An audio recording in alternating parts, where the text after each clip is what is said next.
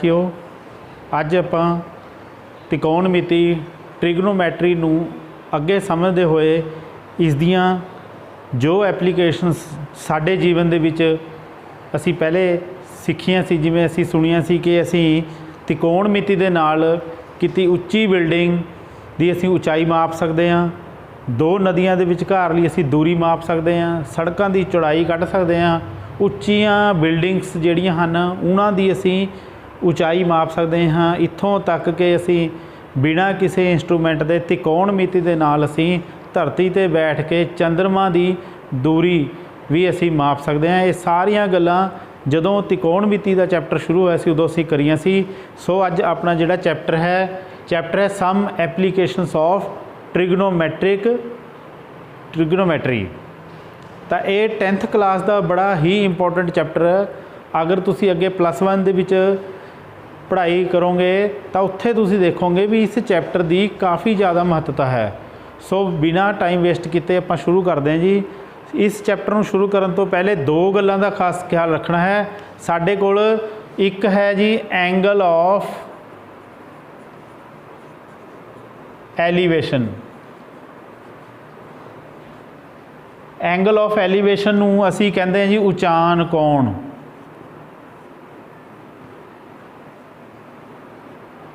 हुण ये उचान कोण की हुंदा है? देखो उचान कोण कदों बनदा जदों असी नीचे खड़ के किसी उच्ची बिल्डिंग वाल देखते हैं तो साडियां अखां और उस बिल्डिंग के विचकार जिहड़ा एंगल बनता है उसनूं कहंदे हैं असी उचान कोण। समझण लई आपां सिंपल जी एक गल कि ये साडी अगर धरती के उत्ते कोई बंदा खड़िया है, इत्थे आपां मन के चलते हैं भी इत्थों ये एक बिल्डिंग है, ये कोई बिल्डिंग है तो इत्थे खड़ के जदों असी इसनूं उपर नूं देखते हैं, जदों किसी चीज़ नूं असी नीचे खड़ के उपर नूं देखते हाँ तो जिहड़ा ये वाला एंगल है ये धरती दे नाल जदों किसी चीज़ नूं असी उपर वाल नूं देखते हैं तो दिस एंगल ये वाला जिहड़ा एंगल है बनेगा, this angle is known as angle of elevation. कहने का भाव है उचान कोण। जदों भी तुसी हेठां तो उपर नूं किसी बिल्डिंग वाल देख रहे हो तो हमेशा उचान कोण बनता है। इस गल का खास ख्याल रखना है। दूजे कोण की गल करते हैं जी। सैकेंड हुंदा है angle of depression. Angle of depression जिसनूं असी निवाण कोण कहते हैं। हुण ये कोण कदों बनता है? कई बारी की हुंदा है कि असी बिल्डिंग की उचाई के उत्ते खड़े हुंदे हैं तो असी देख रहे होंगे हैं कि कोई चीज़ साडे वल नूं आ रही है तो इसदा मतलब असी बिल्डिंग की उचाई ते खड़ के असी नीचे नूं देख रहे हैं। जदों असी उपर तो नीचे नूं देखते हैं तो यह निवाण कोण, this is angle of depression. ये एंगल ऑफ डिप्रैशन बनता है। तो कहने का भाव असी इत्थे खड़े हैं, हुण किसी बिल्डिंग, ये एक बिल्डिंग है, इस बिल्डिंग दे इत्थे असी खड़े हैं तो ये कोई ऑब्जैक्ट है जिहड़ा साडे वल नूं तुरिया आ रहा। ये अर्थ होगी ये कोई ऑब्जैक्ट है। ये की है जी? कोई बिल्डिंग है। बिल्डिंग के उपर असी खड़े हैं। उपर तो जदों असी नीचे नूं देखना है इस वल नूं असी देखांगे। हुण एक गल इत्थे ख्याल रखनी है, जदों इत्थे नूं नीचे देखांगे तो ये वाला एंगल निवाण कोण नहीं है। इत्थे सानूं एक समांतर रेखा खिंचनी पवेगी। ये समांतर रेखा, इस दे समांतर एक रेखा खिंचांगे असी ये वाली, तो ये रेखा और जो असी हेठां नूं देख रहे हैं इहदे विचकार जिहड़ा एंगल बनेगा उपर तो नीचे नूं एंगल बनता हुंदा है। दिस एंगल इज़ निवाण कोण भी कह दिंदे हैं इसनूं, एंगल ऑफ डिप्रैशन। तो मेन एक गल होर ख्याल रखना भी जदों इदां दा ये एंगल बनता ये दोनों लाइनां आपस दे विच समांतर हैं, पैरलल हैं। जदों ये लाइनां समांतर हैं तो ये वाला एंगल और ये एंगल दोनों की हो जाएंगे जी? Same. These are interior alternate angles, जिसनूं असी अंदरले एकांतर कोण ਕਹਿੰਦੇ ਹਾਂ। ਤਾਂ ਇਹ ਗੱਲ ਖਾਸ ਇੰਪੋਰਟੈਂਟ ਹੈ ਤੁਹਾਡੇ ਲਈ ਕਿ ਜਦੋਂ ਅਸੀਂ ਉੱਪਰ ਤੋਂ ਨੀਚੇ ਨੂੰ ਦੇਖਦੇ ਹਾਂ ਤਾਂ ਐਂਗਲ ਆਫ डिप्रैशन बनेगा, जिसनों असी निवाण कोण बनेगा कहते हैं, ये बनेगा इस एक लाइन खिंचनी पेगी, ये पैरल टू बेस, इस बेस के पैरल एक लाइन खिंचांगे। इस लाइन तो जदों असी हेठां देख रहे हैं तो ये वाला angle, this angle is angle of depression. दूजी कंडीशन की सी, जदों असी नीचे खड़े हैं और असी उपर नूं वेख रहे हैं तो ये एंगल सीधा ही है, इनू कहते हैं असी उचाण कोण। तो दो गल्लां तुहानूं क्लीयर हो गईयां भी इस चैप्टर दे विच दो चीज़ों का खास ख्याल रखना है, एंगल ऑफ एलीवेशन उचाण कोण ते एंगल ऑफ डिप्रैशन निवाण कोण। इन्हां दोहां एंगल्स दे नाल असीं अपने जिहड़े क्वेश्चन आ उन्हां नूं हल करांगे। तो उम्मीद करदा भी ये दोनों कंसैप्ट तुहानूं समझ आ गए होणे। ते आओ हुण आपां क्वेश्चन हल करन दी कोशिश करदे हां।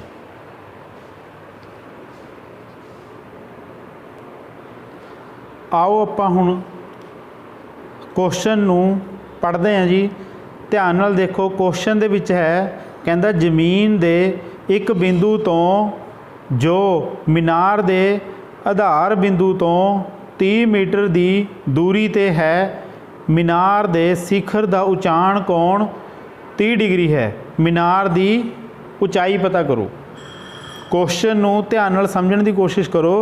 कहंदा जमीन दे एक बिंदु तो, जमीन दा एक बिंदु है जी, उस तो मीनार दे आधार बिंदु, मीनार दे आधार बिंदु तो 30 मीटर की दूरी ते है, मीनार दे शिखर दा उचाण कोण पता करना है जी।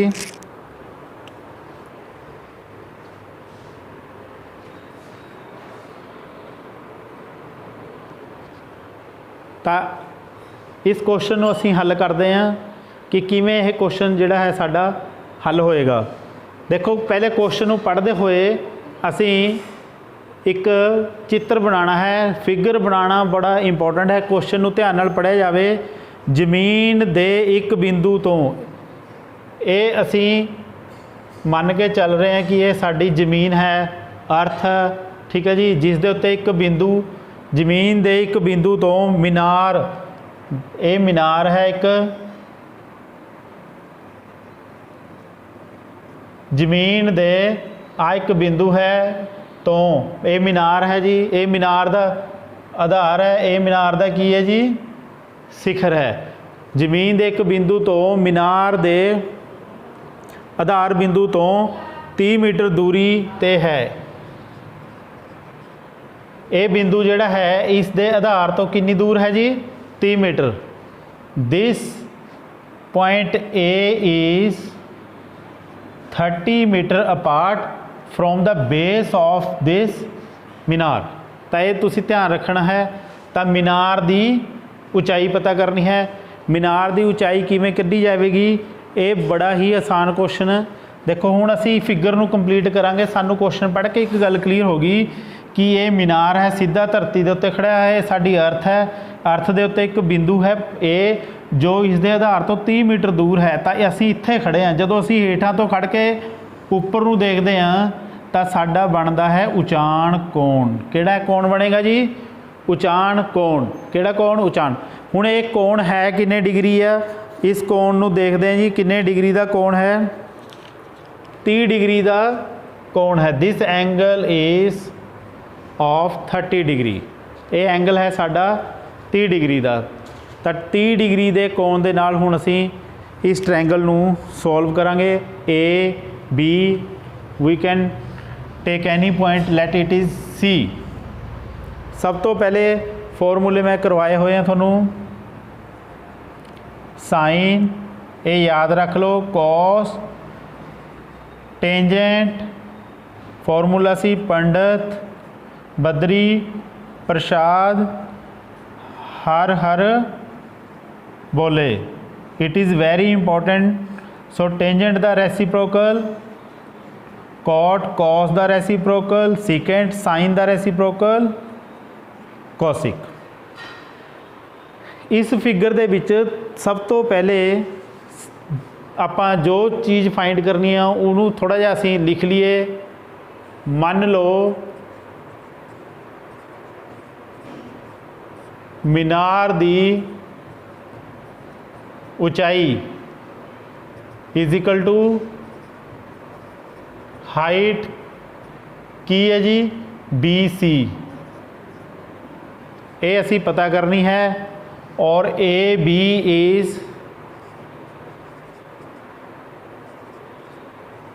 30 मीटर। हुण इन ये एंगल हमेशा किहड़ी बनेगी जी, समकोणी त्रिभुज बनेगी। इत्थे हमेशा 90 डिग्री का होएगा एंगल, 90 डिग्री का राइट एंगल ट्रायंगल है। जो चीज़ पता करनी है कोशिश करो भी उसनों असी ऊपर रखांगे। दिस इज़ योर BC, जो चीज़ पता करनी है उसनों ऊपर रखो और जो चीज़ गिवन है उसनों नीचे रखो।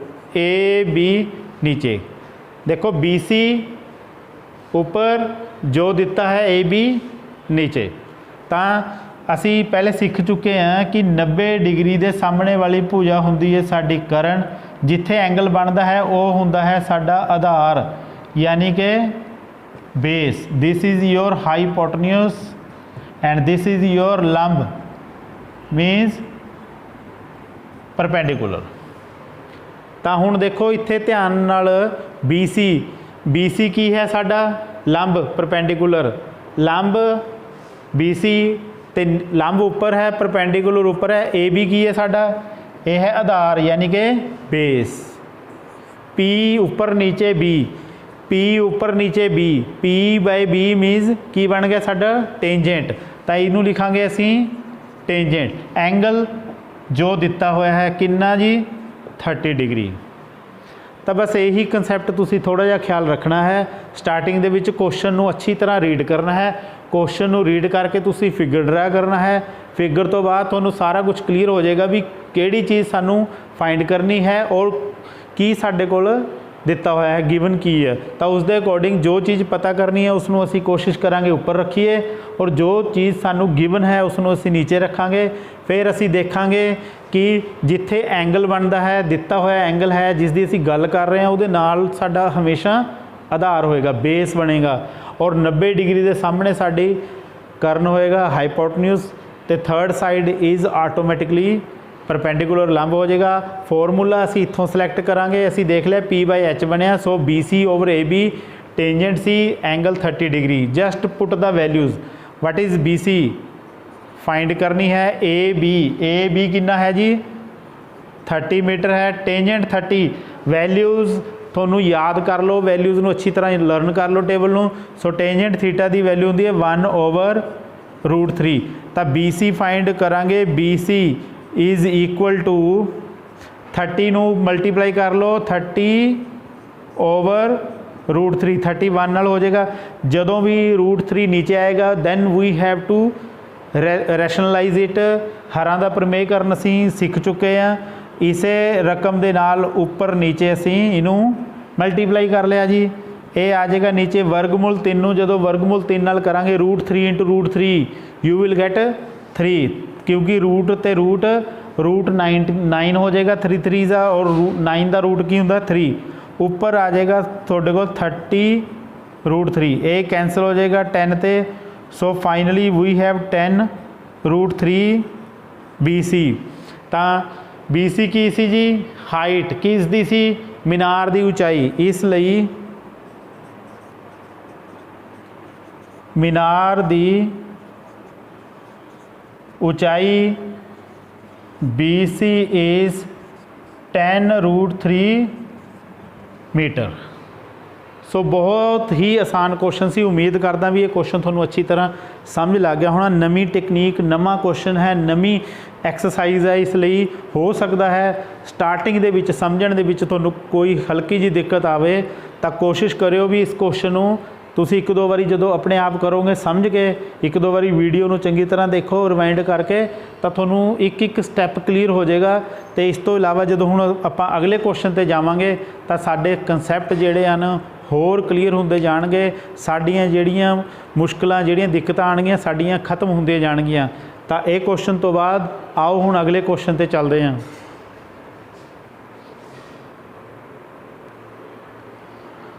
आओ हुण अगले क्वेश्चन की गल करते हैं जी। बड़े ही सौखे ढंग नाल इस नूं हल करने की कोशिश करांगे। क्वेश्चन नूं ध्यान नाल पढ़ो जी। देखो, जमीन तो 60 मीटर की ऊंचाई ते एक पतंग उड़ रही है, पतंग जिहड़ी है देखो जमीन तो उपर उड़ रही है, पतंग नाल लगे धागे नूं अस्थाई रूप विच जमीन ते एक बिंदु नाल बन दिता है। धागे नूं जमीन दे उत्ते एक बिंदु नाल बन्निया होया है तो पतंग उड़ रहा है उपर। तो कितनी ऊंचाई ते उड़ रहा है जी 60 मीटर। जमीन नाल धागे दा झुका 60 डिग्री का है तो एंगल किन्ने दा बन रहा है जी 60 डिग्री का। ये मन के धागे विच कोई ढिल नहीं है, धागे दी लंबाई पता करो। तो धागे दी असी लंबाई पता करनी है जी। तो आओ हुण इस क्वेश्चन नूं हल करते हैं जी। क्वेश्चन नूं ध्यान नाल देखो भी साडे कोल एक बिंदु है, यह इत्थे एक पतंग का धागा जिहड़ा है थ्रैड जिहड़ा बनिया होया पतंग उड़ रहा है जी इत्थे। This is your kite. तो ये मन के चलते हैं इत्थे पतंग उड़ रहा तुहाडा। तो इत्थों ये पतंग जिहड़ा है धरती तो कितना उच्चा उड़ रहा है जी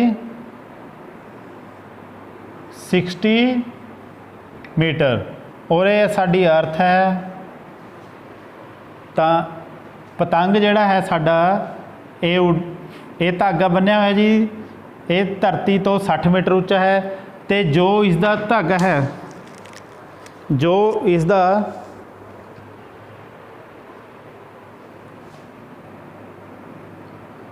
इसका यह धागा है यह किन्ने दा एंगल बना रहा है इत्थे।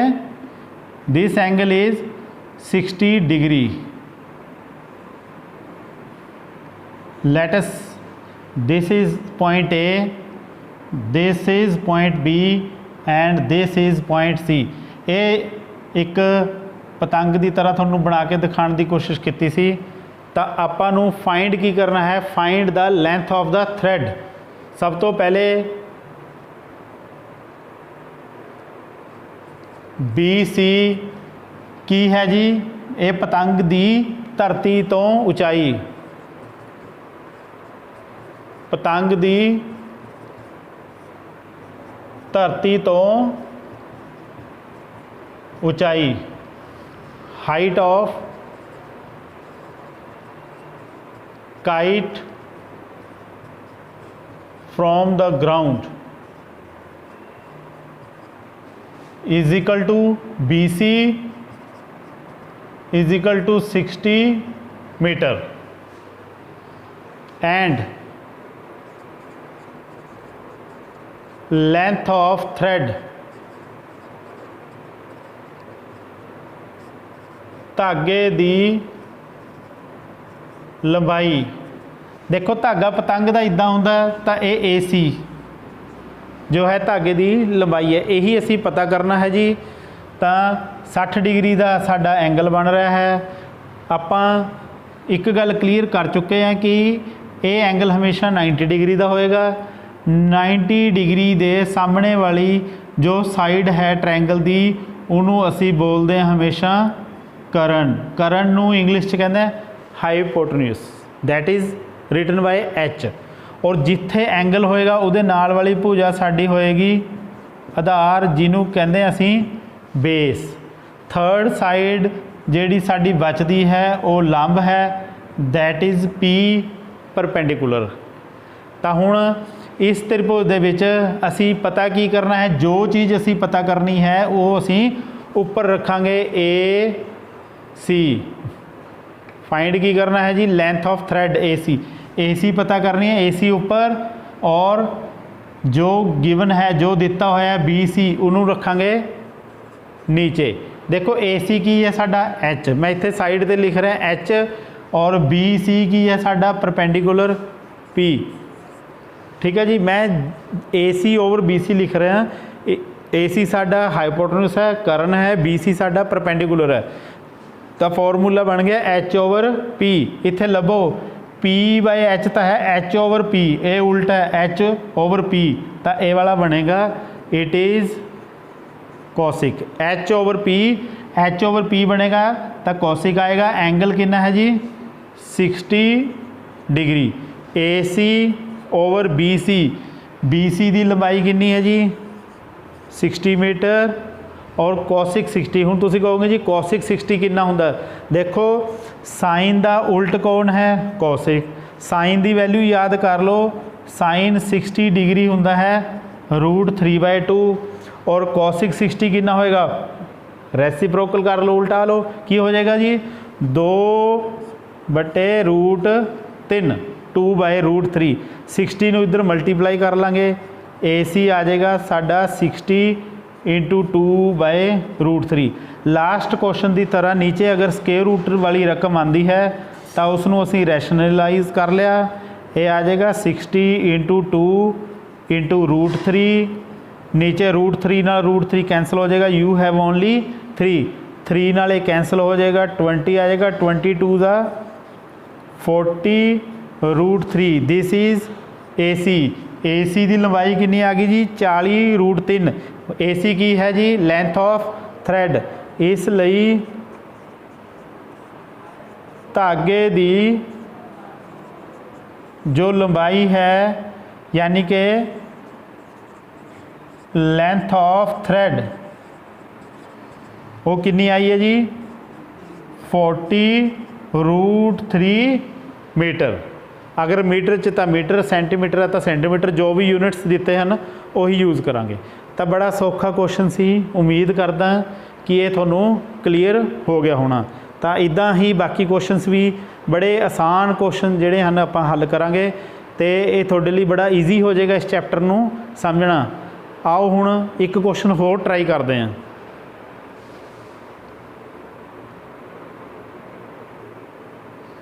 हाँ जी, इस क्वेश्चन ध्यान नाल देखते हैं। कहते हनेरी आउण नाल एक दरख्त टुट जाता है अते टुटिया होया भाग इस तरह नाल मुड़ जाता है कि दरख्त का सिखर जमीन नूं छूहण लगता है।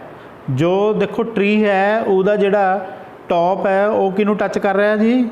अर्थ नूं टच करता, ग्राउंड नूं, जमीन नूं, अते इस दे नाल 30 डिग्री का कोण बनाउंदा है। दरख्त दे आधार बिंदु की दूरी, दरख्त का जिहड़ा आधार है बेस है जिथे जड़ कहते हैं, दूरी जिहड़ी है जिथे दरख्त का सिखर छूंदा है 8 मीटर है। तो दरख्त की उचाई पता करो। बड़ा ही इंटरस्टिंग क्वेश्चन है। इस क्वेश्चन नूं हल करते हैं आपां।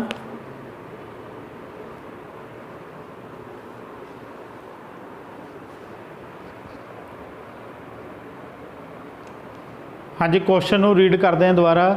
क्वेश्चन दे विच कहंदा एक दरख्त है, मान लो ये साडी धरती है, अर्थ है, एक दरख्त है जो सीधा खड़िया सी, लेकिन जदों हनेरी आई, हवा आई तो यह इत्थों टुट गया। कितों भी टुट सकता, मान लो इत्थों टुट के ये जिहड़ा पोर्शन सी ये कित्थे गिर गया, आके धरती दे नाल टच कर गया। तो ये वाला पोर्शन टुट के कित्थे गिर गया जी? नीचे इत्थे। जदों यह पोर्शन टुट के धरती दे नाल गिरिया तो इसने धरती दे नाल अर्थ नाल 30 डिग्री का एंगल बनाया। ठीक है जी। और ये दरख्त का आधार है, इस आधार तो जिथे वो टुट के धरती दे नाल गिरिया तो ये जिहड़ी दूरी सी ये सी 8 मीटर। तो ये क्वेश्चन दे विच सी कहंदा एक दरख्त सीधा खड़िया है और हनेरी आने नाल उपरों टुट के धरती दे नाल टच करदा है उहदा उपरला सिरा, तो जो धरती दे नाल 30 डिग्री का एंगल बना रहा है। 30 डिग्री का एंगल बनाने तो बाद कहंदा इस बिंदु का दरख्त के आधार तो जिहड़ा डिस्टेंस है, जो दूरी है वो कितनी है जी? 8 मीटर। वो कहते दरख्त की ऊंचाई पता करो। हुण दरख्त की ऊंचाई कितनी है? देखो दरख्त तो इत्थे तक सी, पहले ए फिर ये जिहड़ा हिस्सा टुट के नीचे गिरिया तो ये सारी दरख्त की ऊंचाई है। तो हाइट ऑफ ट्री यानी कि दरख्त की ऊंचाई, दरख्त की ऊंचाई की है जी? BC plus AC, BC plus AC। ये दोनों चीज़ां असी फाइंड करनियां हैं, BC और AC। तो बड़ा आसान काम हो गया साडे लई। असी चाहे पहले AC पता कर लीए, चाहे असी पहले BC पता कर लीए। चलो ये एंगल थोड़ा 90 डिग्री का है। 90 डिग्री के सामने वाली भुजा साडी एच हाइपोटन्यूज, जिन्हों असी कहते हैं जी करण। जिथे एंगल बनता है उहदे नाल साडा हो गया आधार यानी कि बेस। तीजा साडा बन गया लंब यानी कि परपेंडिकुलर। आओ BC पता करिए। BC जो पता करना है ऊपर, AB नीचे। BC साडा लंब है P और AC साडा है base P/B। P/B is tangent, तो ये बन गया साडा टेंजेंट। एंगल कितना है जी 30 डिग्री। वैल्यूज़ पुट कर दिए तो बड़ा आसान हो गया। BC AB की लेंथ कितनी है 8 मीटर, तो टेंजेंट 30 डिग्री जोड़ा साडा है। टेंजेंट 30 की वैल्यू तो थोनों वैसे याद ही होनी चाहिए है, वो है 1/√3। 8 नूं 1 नाल मल्टीप्लाई करांगे तो साडे कोल BC आ जाएगा 8 1 8√3 मीटर। इनू बाद च आपां रैशनलाइज कर लांगे। तो इस तो अगे हुण असी फाइंड करना है AC। नाउ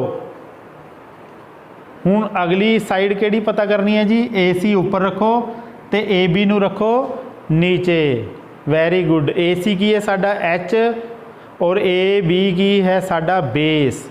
AC की है साडा H करण और AB की है साडा बेस। तो H/B, H/B चेक करो, ये है H ऊपर B नीचे, तो की बन गया जी secant. This is your secant. कितने डिग्री 30 डिग्री। 30 डिग्री का एंगल है।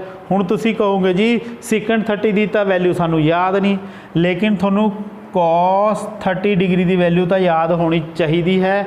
cos 30 वैल्यू कितनी होंदी है जी, cos 30 की वैल्यू होंदी है √3/2। cos ते सेकेंड एक दूजे का की हैं उल्ट, तो सेकेंड 30 की वैल्यू हो जाएगी 2/√3। AC AB कितनी है जी साड़ी 8 मीटर, तो AC कितना आ जाएगा 8 नू 2 नाल मल्टीप्लाई करेंगे 8 2 16, 8 दूनी 16 तो नीचे √3। BC पता कर लिया, AC पता कर लिया। फाइंड की करना सी height of tree. Height of tree दरख्त की उचाई की है BC प्लस AC। BC ते AC नू असी आपस दे विच की करांगे जी, इन्हां दोहां नू असी प्लस करांगे तो साडे कोल आ जाएगा दरख्त की उचाई BC plus AC। What is BC? BC है 8 नीचे √3, ये है 16/√3। लघुत्तम दोहां का साझा आ जाएगा √3, ऊपर आ जाएगा 8 + 16। 8 च 16 प्लस करांगे, ये आ जाएगा 24/√3, यानी कि 24√3। नीचे √3 आ जाए तो उसनों कैंसल करना है √3/√3। 24√3 नीचे √3 दोनों स्क्वायर रूट कैंसिल हो गए, 3 रह गया। 3 8 या 24 8 आ गया, तो आ जाएगा 8√3 की आई है जी दरख्त की उचाई।